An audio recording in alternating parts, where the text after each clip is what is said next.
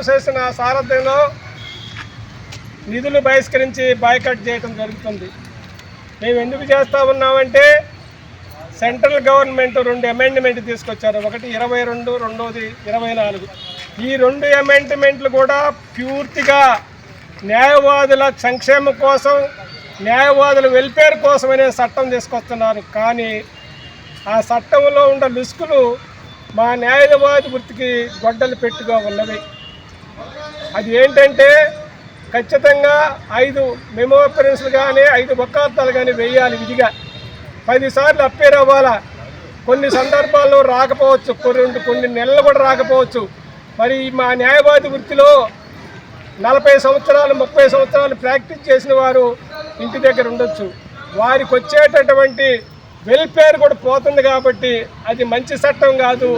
అందుకోసమే యావత్ భారతదేశంలో మన రాష్ట్రంలో కూడా న్యాయవాదులందరూ దీన్ని నిరసిస్తూ గర్హిస్తూ నిరసన తెలుపుతున్నారు.